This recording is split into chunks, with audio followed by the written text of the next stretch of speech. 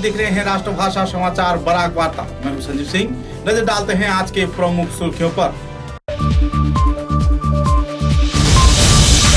रोजकांदी चाय बागान में 68 मामलों में कमीशन ने रोजकांदी बागान के मैनेजर आईबी उबादिया को किया बाइज्जत बरी। हत्या की साजिश किया गया था, दुष्कृतियों द्वारा हुआ खुलासा।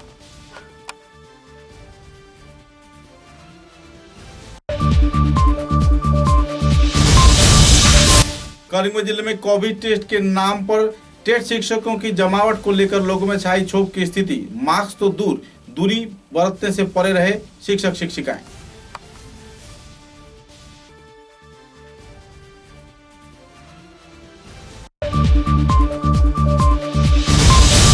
गौरफला विधानसभा केंद्र के कई क्षेत्रों में विधायक किशोर नाथ ने नए परियोजना का किया शिलान्यास।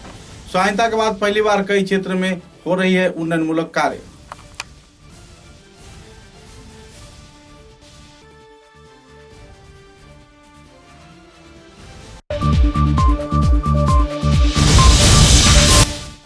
करीमगंज जिले में बराक घाटी में पहली बार नए तौर पर शवदाह के लिए शुरू किया गया इलेक्ट्रिक चूल्हा। विभिन्न क्षेत्र में लाभान्वित हो पाएंगे परिवार सदस्य।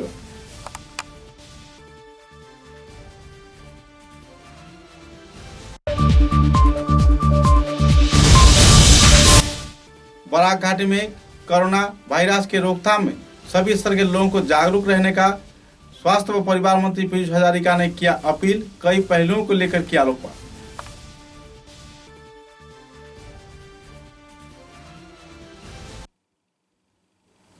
अब समाचार विस्तार से। राज्य व केंद्र सरकार एक तरफ जहां चाय उद्योग के प्रोत्साहन दे रहा है, तो दूसरी ओर कुछ स्वार्थी लोगों द्वारा पैसे हड़पने के चाहत में चाय बागान में लॉकडाउन हड़ताल करने के लिए जुटे हुए हैं।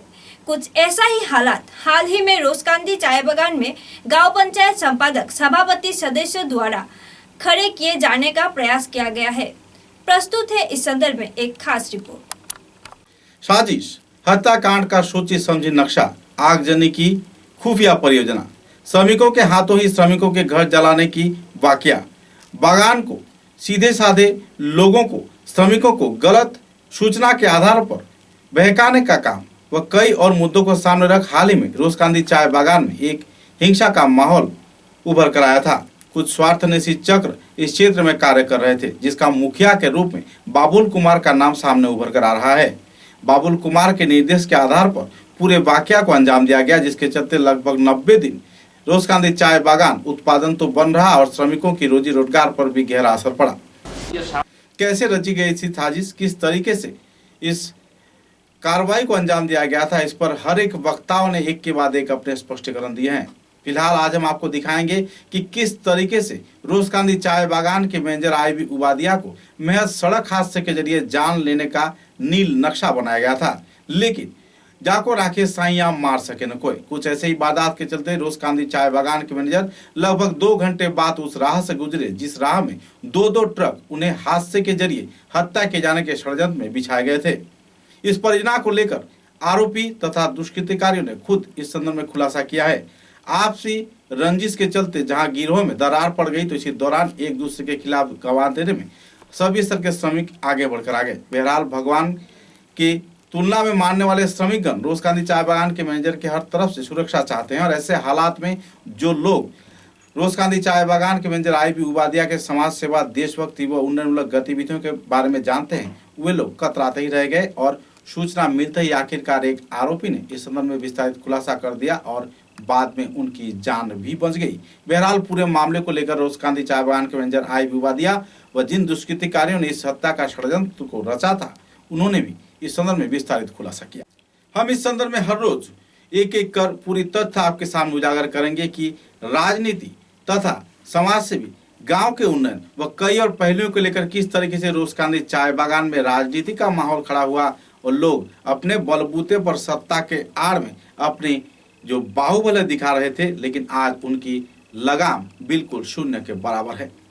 पूरे কয়েকজন মেয়ে লোককে মানে ফোন করে বলেছিলেন যে আমাদের বড় সাহেব যখন এখানে যাবে তো তোমরা একটা আরোপ লাগাবে।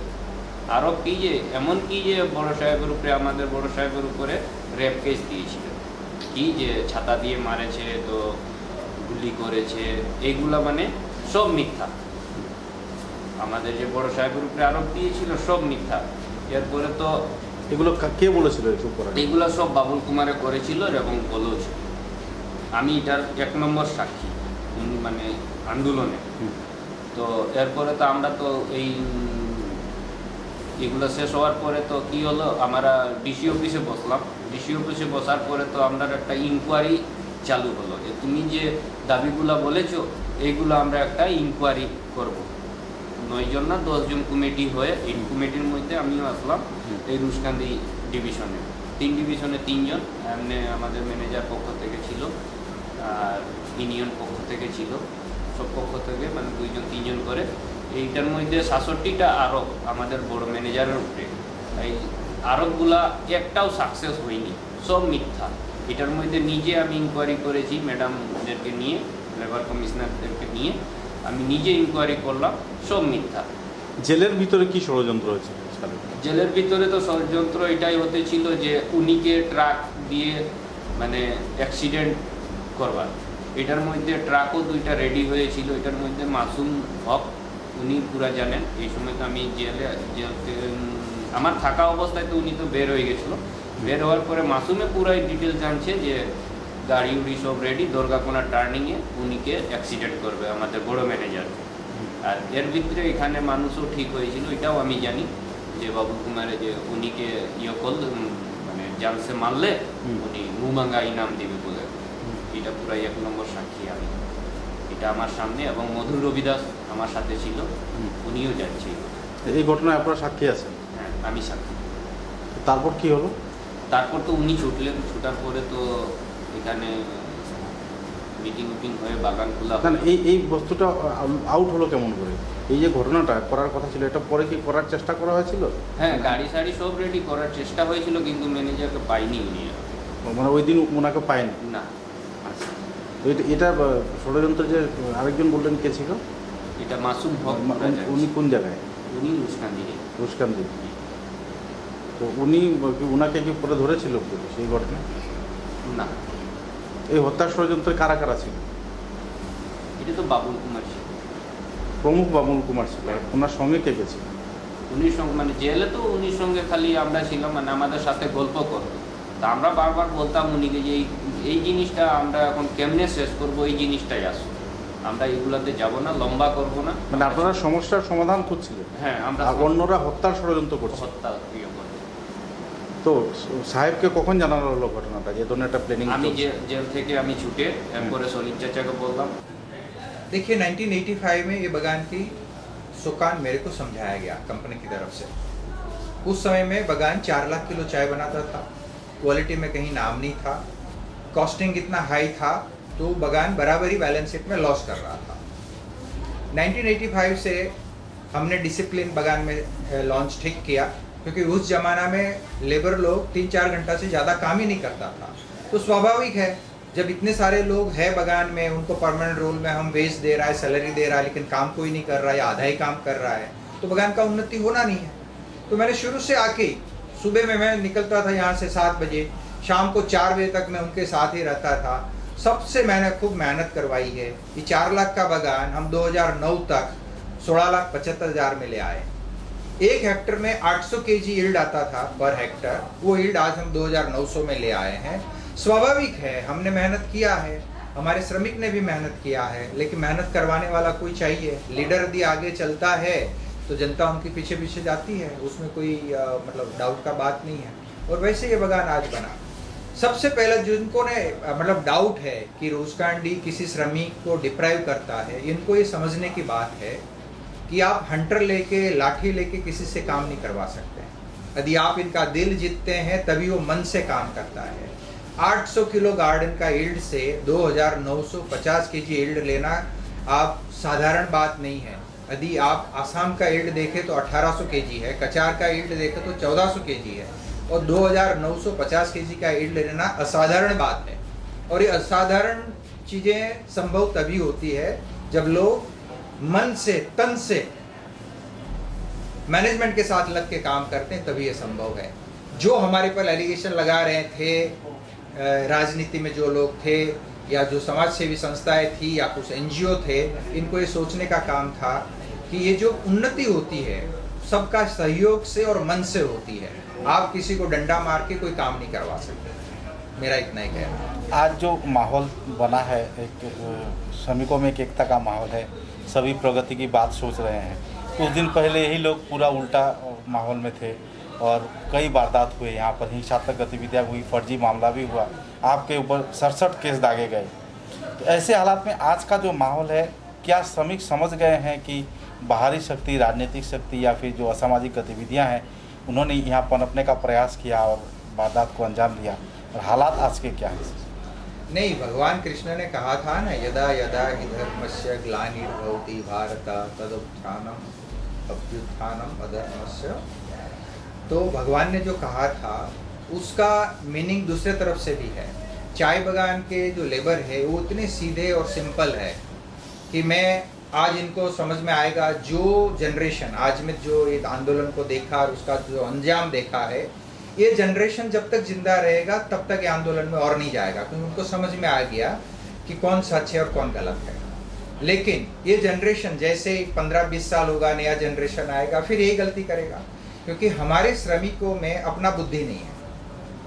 जब भी कोई भी आदमी लक्ष्यबाज भाषण दे देगा, इनको सामने में कुर्सी में बैठा देगा और उसको थोड़ा तेल मार देगा, तो बह जाते हैं इनकी बातों में। इनको लग रहा है कि भाई ये जो आदमी हमको इतना समझा रहा है, मतलब बैठा रहा है, इतना प्यार कर रहा है, उससे अच्छा आदमी दुनिया में कोई नहीं है। लेकिन 16-17 साल की उम्र में जैसे बच्चों को अपने माँ बाप दुश्मन लगने लग जाते हैं ना, वैसे ही हमारे श्रमिकों का भी ऐसे ही है। कोई बोल देगा नहीं नहीं ये तो तुमको एक्सप्लॉइट कर रहा है, ये तो हिटलर है, वो अंग्रेज है, वो सच मान लेते हैं विदाउट नोइंग। इनको ये समझ में नहीं आता हिटलर कौन होता है, अंग्रेज कौन होता है। हमारे हिटलर और अंग्रेज साहब लोग पहले घोड़े के पीछे में लोग जो बदमाशी करता था उसको खींच के ले जाते थे, ऑफिस में लाके हंटर से पीटते थे जो कोई बदमाशी करता था। किसी को साहब के सामने में साइकिल पर जाने का परमिशन नहीं था, जूता चप्पल पहन के साहब के सामने नहीं जा सकते थे, छत्ता खोल के बड़ा साहब के सामने से नहीं निकल पा रहे थे। ऐसा आज है कहाँ पे? हमारे बागान में बहुत सारे लोग, मैं आया तो साइकिल से उतर जाते थे, चप्पल खोल के, औरतें मुख दूसरी तरफ करके खड़ी हो जाती थी, यदि माथा खुला है तो माथू में पल्लू ढक लेते थे। ये सारा चीज़ ये लोग करते थे क्योंकि उस समय में आगे का प्रशासन और शासन ऐसा था। लेकिन मैंने धीरे धीरे करके इनको समझाया है कि भी देखिए, तुम भी भारत देश के नागरिक हो, मैं भी एक सामान्य भारत देश का नागरिक हूँ, तुम भी नौकरी करते हो कंपनी का, मैं भी नौकरी कर रहा हूँ, ये देश हमारा है, हम लोग को सबको मिल के देश को बनाना है। तुम्हारे मन में ये नहीं होना चाहिए कि मैं सुपीरियर हूँ, तुम इन्फीरियर हो। हम लोग सब बराबर है और सबका अपना अपना दायित्व है। जिसका जो दायित्व है वो अपना अपना करते रहो, मेरे को कोई आपत्ति नहीं है। तुम हमको सुबह में सलाम करो, मेरे को नमस्ते करो, मेरे को उससे कोई मतलब नहीं है। मेरे को इतने से ही मतलब है कि जिस धरती माता से, जिस बागान से आपने नमक खाया है, उसका नमक आपको ऋण अदा करना है। मेरा इतना ही उनसे अपेक्षा है। करीमगंज जिले के स्वास्थ्य विभाग व जिला प्रशासन के निर्देश पर बदरपुर स्वास्थ्य केंद्र के उद्योग से भांगा उच्च माध्यमिक विद्यालय में टेट शिक्षकों का कोरोना वायरस के जांच के लिए इकट्ठा करवाया गया था, लेकिन जांच प्रक्रिया के नाम पर नजारा कुछ और ही देखने को मिला। सरकारी हर अधिनियम को पीछे छोड़कर नाजुक हालात में जांच प्रक्रिया चलाई गई। ना ही किसी ने दूरी बरती और ना ही किसी ने मास्क पहना। आखिरकार शिक्षित शिक्षक शिक्षिकाओं का यह रवैया देखकर चिकित्सक व इलाके के लोग शर्मसार हो गए।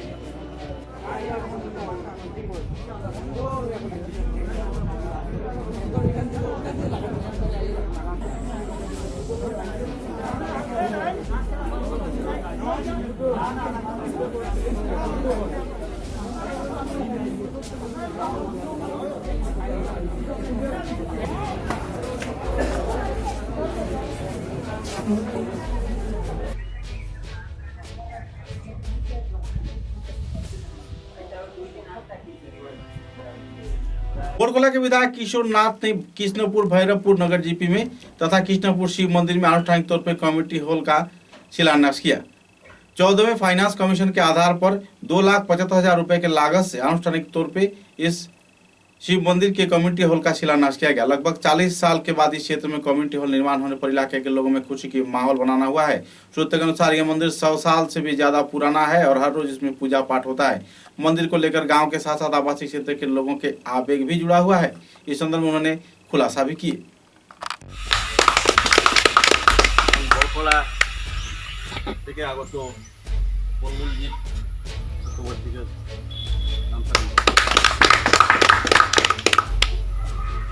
আলোচনা করলাম, কিন্তু এখানেও দেখা গেছে এই যে সামান্য জমি এটার মধ্যে মালিক 20 থেকে 25 জন।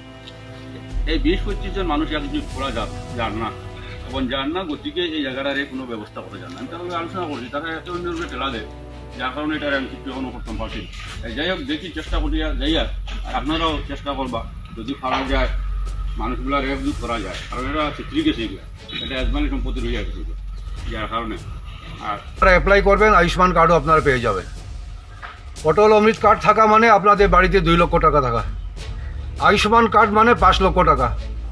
তো এক বাড়িতে আমাদের সরকার 7 লক্ষ টাকা দিয়ে রেখেছে। ওইটা কেন দিয়ে রেখেছে? এটা ইমার্জেন্সির জন্য। যদি কখনো কোথায় যদি কোনো অ্যাক্সিডেন্ট হয়, কারো কোনো বড় রোগ হয়, অসুখ হয়, তখন আপনারা কোথায় যাবেন? বড় অসুখ হলে বড় হসপিটালে গিয়ে ট্রিটমেন্ট করার জন্য পয়সা কোথায় পাবেন তখন? সেই জন্য আমাদের সরকার আগে আলোচনা করলাম, কিন্তু এখানেও দেখা গেছে এই যে সামান্য জমি এটার মধ্যে মালিক 20 থেকে 25 জন। এই 20-25 জন মানুষ একজুট করা যান না এবং যান না, গতিকে এই জায়গাটার কোনো ব্যবস্থা করা যান না। আমি তাহলে আলোচনা করছি, তারা একে অন্যের উপরে ঠেলা দেয়, যার কারণে এটার আমি কিছু এখনো করতাম পারছি। যাই হোক, দেখি চেষ্টা করিয়া যাইয়া, আপনারাও চেষ্টা করবা যদি পারা যায় মানুষগুলার একজুট করা যায়, কারণ এটা চিত্রি গেছে, এটা আজমানি সম্পত্তি রইয়া গেছে, যার কারণে। আর সভায় উপস্থিত বরকলার কর্মবীর বিধায়ক শ্রী কিশোরনাথ মহাশয়, সভায় উপস্থিত অত্র গাঁও পঞ্চায়েতের সভাপতি হিফজুর রহমান বড়ভূঁইয়া এবং গ্রুপ সদস্যবৃন্দ, সভায় আগত ভারতীয় জনতা পার্টির কর্মকর্তাবৃন্দ ও আমার অত্র গাঁও পঞ্চায়েতের আমার গ্রামের মুরব্বী ও আমার বন্ধুরা, আজকে আমরা খুব আনন্দিত যে আমাদের শিববাড়িতে আমাদের বিধায়ক মহাশয় এসেছেন। উনি আমাদের সঙ্গে সবসময় সহযোগ করে যাচ্ছেন, শুধু আমাদের এই জিপি না, এই গ্রাম না, পুরো বরকলায়, কারণ আমি আরও অন্যান্য জিপিতে সেক্রেটারি হিসাবে আছি। সব জিপিতে তাই অনেক কাজ করিয়া যাইতিরা, আমি সোজা বাংলায় কই আর আমিও কইতে আরাম পাইব, আপনারা বুঝতে আরাম পাইবা। তাই অনেক কাজ করিয়া যাইতিরা, মানে এটার তুলনা হয় না। গত 50 বছর যেটা হয়েছে না, এখন ওটা আপনারা গেলে দেখবা, যেদিকে যাইবা কিশোরনাথ সাইনবোর্ড, এটা পিএমআই এভরিথিং। তো এটা মুখে আমি কইয়া লাভ নাই, এখন এমন প্রমাণ পাইছিরা, পাইবাও আরও। তো আজকে যখন তাই আইসেন, আমরা এটা সুন্দর মতো হইব। তো আমরা একটা অনুরোধ স্যারের কাছে, যে আমরা যে টাকা পাইছি, অল্প টাকা পাইছি, এটার থেকে তো একটা অফিস সিস্টেমে যেটা আইবার তো আইব, প্লাস আমরা কিছু উঠাইম। আর স্যারা যদি একটু আমরা সাহায্য করেন, তো আমরা ডালাই দিয়া করতাম আর কি, আশা করছি। তো ওই ব্যাপারে স্যারে যেটা করেন ওটা আমরা মানিয়ে নিব। আর আমরা সৌভাগ্য এরকম এমএলএ পাইছি, এবং আমরা আশা রাখি আর আমরা আগে দিয়ে পাইতাম, কারণ এরকম এমএলএ আজ থেকে সরিয়া যাওয়ার পরে, সূর্য ডুবার পরে অন্ধকার বোঝা যায়, এর আগে বোঝা যায় না। তো ঠিক বাস, আমার কথা শেষ, আমার বক্তব্য ওখানে রাখলাম। समाचारों में लेते एक छोटा सा विराम। Khairun-Nisa Begum Women's College, promoted by ERD Foundation, Guwahati, the only residential women's college in Barak Valley, affiliated to the prestigious Assam University, Silchar, offering honors in English, economics, political science, history and Bengali, along with various past courses. Khairun-Nisa Begum Women's College has all the modern and state-of-art facilities and infrastructure. Visit Khairun-Nisa Begum Women's College, Badar. University of Science and Technology, Meghalaya. Unveil your inherent qualities and achieve academic excellence to fulfill your higher education dreams. Join USTM, the People's University. समाचारों के अगले चरण में, करीमगंज जिले में विधायक कमला के देवपुरकाश के प्रयास से शवदाह के लिए एक इलेक्ट्रिक चूल्हा का अनुष्ठानिक तौर पर उन्मोचन किया गया। गौरतलब है कि लंबे अरसे के इंतजार के बाद बराक घाटी में पहली बार बिजली के चूल्हे बनाए गए हैं और इसके चलते एक शव को केवल 1 घंटे के अंदर ही दाह संस्कार कर लिया जाएगा। पूरे वाकया को लेकर इस दिन आनुष्ठानिक तौर पे विधायक कमला देवपुर का ने खुलासा किया और इस सुविधा को प्राप्त किए जाने पर कोविड-19 से जुड़े मरीज तथा इन शवों के दाह के क्षेत्र में लोगों को कुछ हद तक परेशानी कम होगी। বিধায়ক হওয়ার পর 11 দিন প্রথম বিধায়ক যখন হই তখন একটা স্বপ্ন ছিল যে না করিমগঞ্জে একটা ইলেকট্রিক শ্মশান বানাতে হবে। সমুয়ারে ইনডোর স্টেডিয়াম, সমুয়ারে আমাদের সুইমিং পুল, ক্লাব হাউস, এই প্রত্যেকটাকে নিয়ে একটা প্রজেক্ট বানানো হয়েছিল। ইতিমধ্যে প্রত্যেকটার কাজই শেষ এবং আজকে ডেমো এখানে দেওয়া হলো। অর্থাৎ বিকেল থেকে বা 1 ঘন্টা পর থেকে যদি কোনো কোভিড পেশেন্ট যদি আসে তাহলে এখানে সৎকার্য করা যাবে। তো এটা আমাদের, আমি মনে করি যে আমাদের করিমগঞ্জের জন্য, বরাকভ্যালির জন্য, সমস্ত আসামের জন্য এটা একটা ভালো একটা পদক্ষেপ বা ভালো একটা স্কিম। অতএব এতে করিমগঞ্জের মানুষ উপকৃত হবে এবং হাইজিনিক ওয়েতে পুরা বডিটা একদম ডাস্ট হয়ে যাবে। অ্যাকর্ডিংলি যখন ব্লো করা হবে, যখন এটা ব্লো দেওয়া হবে, তখন সমস্ত ডাস্ট হয়ে সেগুলো বেরিয়ে যাবে। তো আমি মনে করি এটা সাইন্টিফিক ওয়েতে হবে এবং এতে আমাদের করিমগঞ্জের মানুষ উপকৃত হবে এবং স্পেশালি এখন যেহেতু কোভিড-19 সময়, এই সময় ডেড বডিকে জ্বালানোর জন্য সেটা একটা বিরাট একটা প্রশ্নের সম্মুখীন।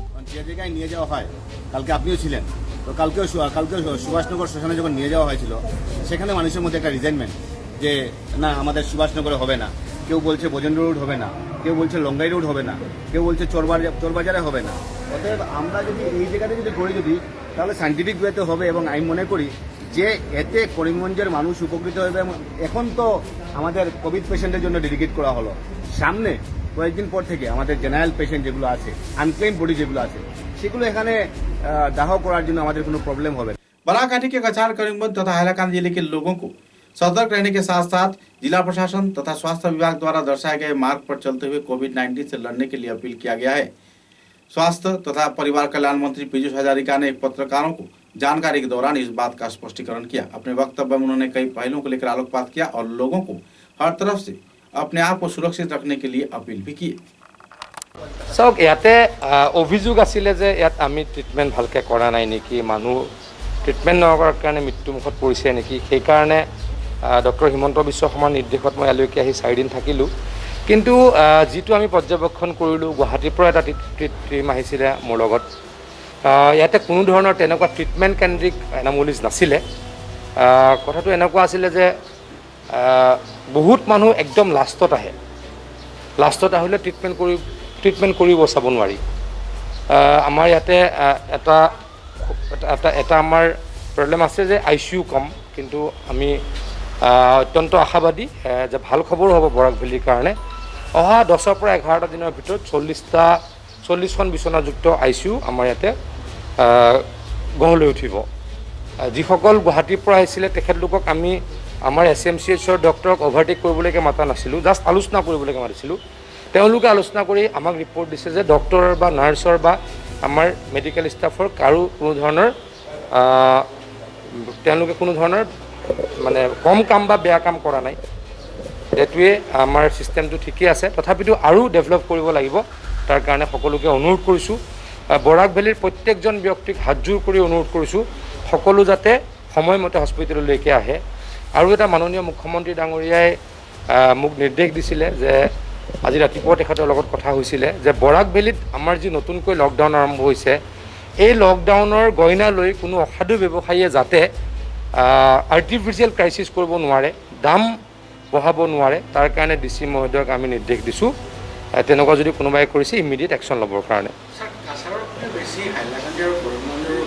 बंगाली छात्र युवा परिषद के कार्यकर्ताओं द्वारा पूरे राज्य में शिक्षा के नाम पर हिंदी भाषा को लादे जाने के आरोप लगाए जा रहे हैं। यूँ तो हिंदी भाषा को राष्ट्रभाषा के रूप में माना जाता है, लेकिन इस क्षेत्र में बंगाली छात्र परिषद के कार्यकर्ताओं का कहना है कि राज्य व केंद्र सरकार 8वीं कक्षा के बाद हिंदी भाषा को पहले से ही तो लागू कर चुका है, लेकिन तत्पश्चात इन दिनों नए शिक्षा नीति के आड़ में हिंदी भाषा को जबरन लोगों के ऊपर लादे जा रहे हैं। इस पहलू को लेकर बंगाली छात्र युवा परिषद के कार्यकर्ताओं ने विस्तारित तौर पर खुलासा किया और नाराजगी भी व्यक्त की। नमस्कार, আমি তপময় বিশ্বাস, বাঙালি ছাত্র যুব সমাজের কেন্দ্রীয় সচিব। এই কেন্দ্র সরকারের নেওয়া নয়া জাতীয় শিক্ষানীতির মধ্যে দিয়ে আমরা দেখতে পেয়েছি যে শিক্ষাক্ষেত্রে একেবারে বুনিয়াদ থেকে উচ্চ স্তর অর্থাৎ নার্সারি থেকে হায়ার স্টাডিজ অবধি এক হিন্দি আগ্রাসন অর্থাৎ জোর করে হিন্দি ভাষাকে চাপিয়ে দেওয়ার প্রবণতা লুকিয়ে রয়েছে এই শিক্ষানীতির মধ্যে দিয়ে। এখানে খসড়ায় বলা রয়েছে যে ক্লাস 8 অবধি আমি মাতৃভাষায় শিক্ষা গ্রহণের পাশাপাশি আমাকে হিন্দি শিখতে হবে। বাংলা ভাষাকে ধ্রুপদী ভাষার মর্যাদা দেওয়া হলো না। কেন মোদী সরকারের এরকম বিমাতৃসুলভ আচরণ? আমরা এর তীব্র বিরোধিতা করছি। আমরা পরিষ্কার ভাষায় বাঙালি ছাত্র যুব সমাজের পক্ষ থেকে বলে দিচ্ছি, কোনো অবস্থাতেই বাংলা শিক্ষাকে, শুধু বাংলা না, ভারতবর্ষের শিক্ষাক্ষেত্রে হিন্দি আগ্রাসন চলবে না। বাংলা তো অবশ্যই, বাংলাতে আমরা হিন্দি ভাষা চাপিয়ে দেওয়া মানবো না, এবং অবিলম্বে বাংলা ভাষাকে ध्रुपदी भाषार मर्यादा दीते हबे। नमस्कार। लखीमपुर के विधायक राजदीप ग्वाला की अगुवाई में बराक घाटी के हिंदी भाषी चाय श्रमिक समाज के विभिन्न संगठनों के एक प्रतिनिधि दल ने असम के मुख्यमंत्री हिमंत विश्व शर्मा के साथ मुलाकात कर संदर्भ में विस्तारित जानकारी दिया। उनका कहना था कि हिंदी भाषा के प्रचार प्रसार तथा हिंदी शिक्षकों के रिक्त पदों की आपूर्ति व कई और मुद्दों को लेकर जो अनदेखी की जा रही है, उस पर कड़ी कार्रवाई की जाए। हाल ही में अपर प्राइमरी स्कूल में हिंदी शिक्षकों की नियुक्ति तथा APAUC तथा असमिया बांग्ला बोर्डों के साथ हिंदी भाषा का भी संयोजन करने का भी इस दिन मांग रखा गया। चाय बागान में लोअर प्राइमरी हिंदी शिक्षक की नियुक्ति चाय श्रमिक समाज के अभ्यर्थियों को इस संदर्भ में स्पेशल टेट परीक्षा व ग्रेजुएट कैंडिडेट को संदर्भ में सहयोग प्रदान करना, नियुक्ति प्रदान करना तथा राष्ट्रभाषा विद्यापीठ तथा दूसरे कई विद्यालयों को सुचारू संस्कार करना और कई मुद्दों को लेकर इस दिन कार्यकर्ताओं ने आलोकपात किया। बाद में इस संदर्भ में पत्रकारों के समक्ष खुलासा भी किया गया। हिमंत विश्व शर्मा ने संदर्भ में हर प्रकार की सहयोगिता वक्त के साथ बरकरार रखने का आश्वासन भी दिए।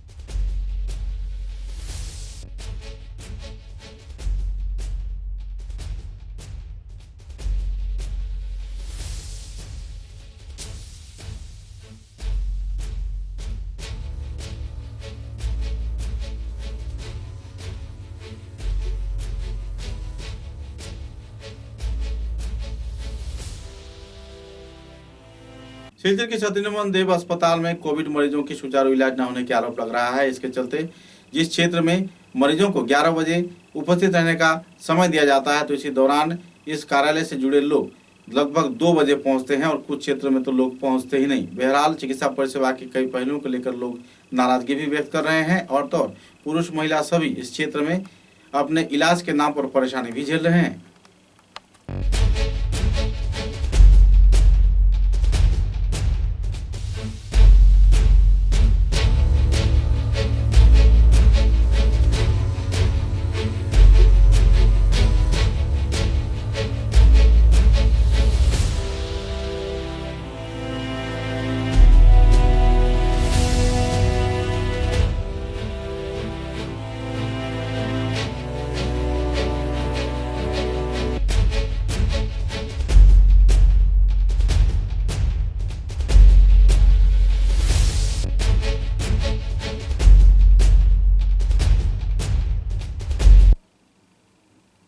शिलचर के एसएमसी में 188 लोगों का स्क्रीनिंग टेस्ट किया गया, जिसमें 101 पुरुष व 87 महिला, कुल 2090 सैंपल कलेक्ट किया गया।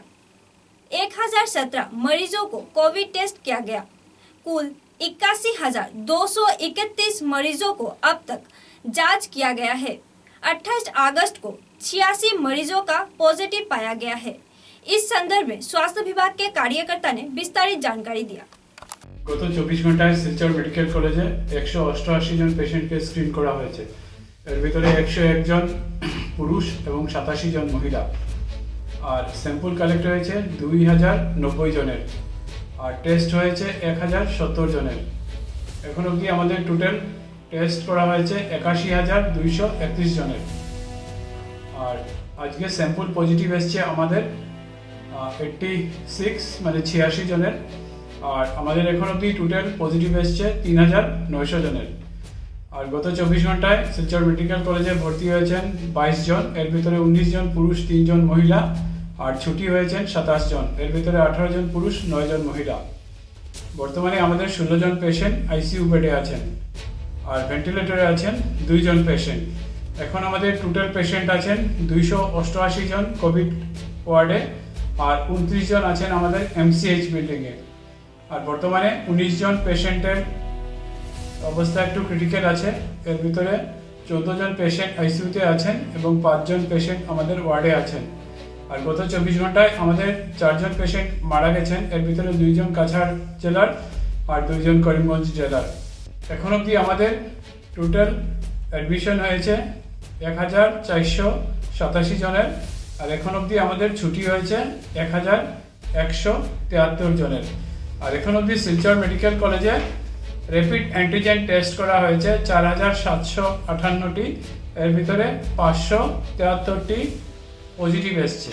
बड़खला बोटलिंग प्लांट में एलओसी के कार्यकर्ताओं द्वारा लापरवाही बरते जाने पर ट्रक चालक व मालिक संस्था द्वारा आयोजित हड़ताल के चलते जनजीवन ठप पड़ा हुआ है। जहां पर सरबराह पूरी तरह बंद है तो उसी दौरान ट्रक चालक तथा श्रमिक इस संदर्भ में गहरा क्षोभ भी व्यक्त कर रहे हैं और परेशानी के दौर से भी गुजर रहे हैं। अगर उनकी मांगों की जल्द से जल्द आपूर्ति नहीं किया जाता है तो आयुषी संस्थान के कार्यकर्ता बृहत्तर गण आंदोलन पर उतरने का चेतावनी भी दे रहे हैं। बहरहाल बड़खला बोटलिंग प्लांट में इन दिनों शमशान का माहौल छाया हुआ है।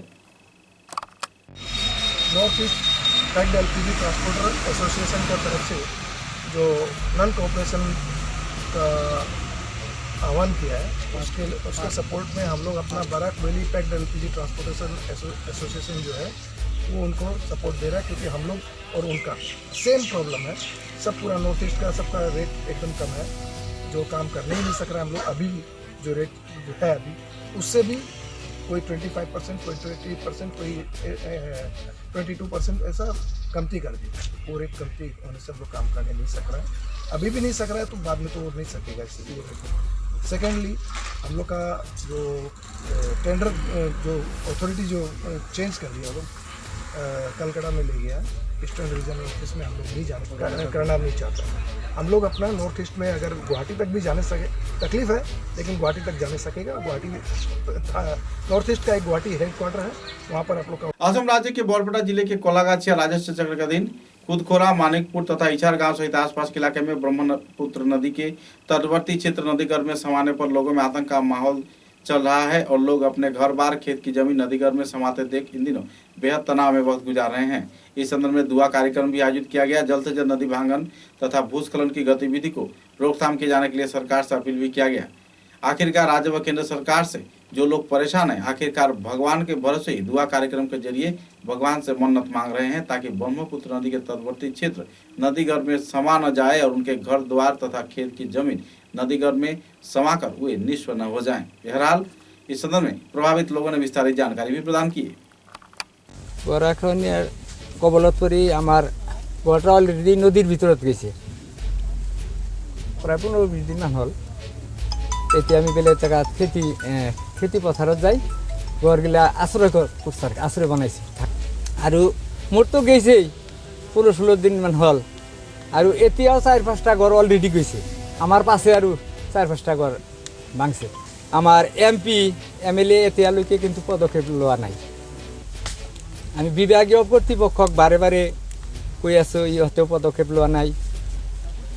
সেইকাৰণে আমাৰ DC জিলা উপায়ুক্ত মহোদয়ক অতি সোনকালে যদি নদী বানৰ ব্যৱস্থা নকৰে তেনেহ'লে ইছপুৰ, মানিকপুৰ, ক্ষুদ্ৰখোৱা এই তিনিখন গাঁও ইছপুৰ জিপিৰ ভিতৰত একেবাৰে নাইকিয়া হৈ বিচ্ছিন্ন হৈ যাব ৰাইজ।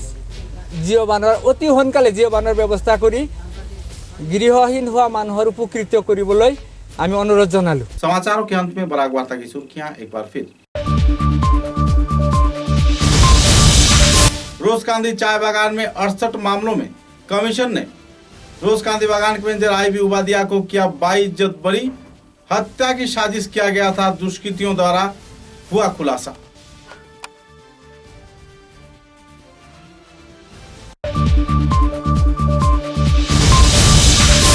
करीमगंज जिले में कोविड टेस्ट के नाम पर टेस्ट शिक्षकों की जमावट को लेकर लोगों में छाई क्षोभ की स्थिति। मास्क तो दूर, दूरी बरतने से परे रहे शिक्षक शिक्षिकाएं।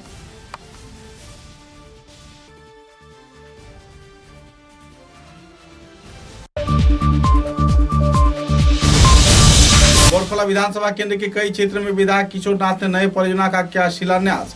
स्वाधीनता के बाद पहली बार कई क्षेत्र में हो रही है उन्नयनमूलक कार्य।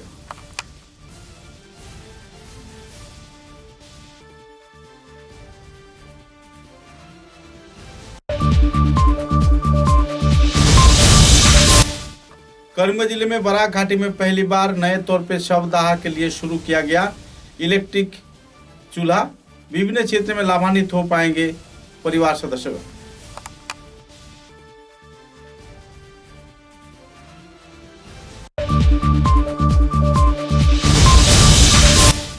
बराक घाटी में कोरोना वायरस के रोकथाम में सभी स्तर के लोगों को जागरूक रहने का स्वास्थ्य व परिवार मंत्री पीयूष हजारिका ने किया अपील। कई पहलुओं को लेकर किया आलोकपात।